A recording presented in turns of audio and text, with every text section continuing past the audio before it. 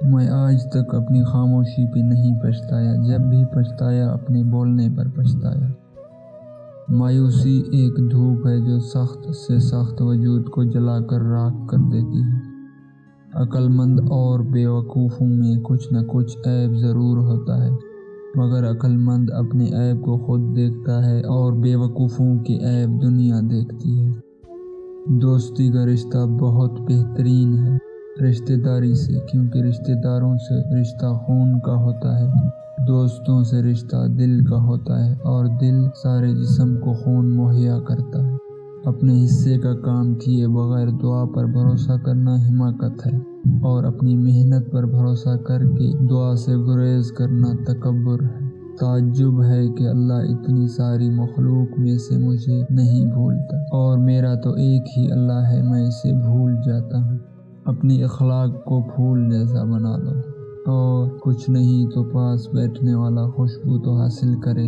میرے اچھے وقت نے دنیا کو بتایا کہ میں کیسا ہوں، اور برے وقت نے مجھے بتایا کہ دنیا کیسی ہے۔ نادان ڈھول کی مانند ہوتا ہے، بلند آواز ہوتا ہے مگر اندر سے خالی ہوتا ہے۔ آہستہ چل کر منزل حاصل کرنا تیز چلنے کی وجہ سے تھک کر راہ میں رہ جانے سے بہتر ہے۔ اپنے سے اچھے کو تلاش کر، اپنے جیسے کے ساتھ تو عمر ضائع کرے گا۔ کسی کو دینے میں جو بات ہے وہ کسی سے لینے میں نہیں ہے۔ ظاہر مت دیکھ، ضروری نہیں خوبصورت خواب سیرت بھی ہوں۔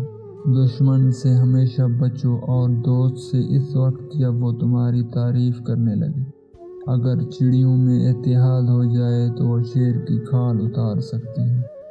دن کی روشنی میں رزق تلاش کرو، اور رات کو رزق دینے والے کو تلاش کرو۔ کسی کو اتنا پیار دو کہ گنجائش نہ چھوڑو۔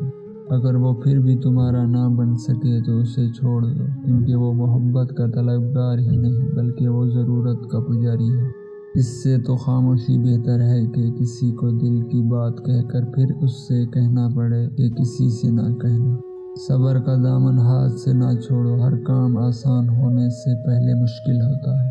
کسی کو اچھے عمل سے دلی خوشی دینا 1000 سجدے کرنے سے بہتر ہے۔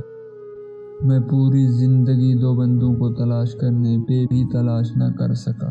ایک وہ جس نے اللہ کے نام پہ دیا اور غریب ہو گیا ہو، دوسرا وہ جس نے ظلم کیا ہو اور اللہ کی پکڑ سے بچ گیا ہو۔ خوبصورت عورت کو 3 چیزیں تحفے میں دے دو، وہ آپ سے اتنا متاثر ہوگی کہ آپ کے بغیر جی نہیں پائے گی: دولت، عزت، شہرت۔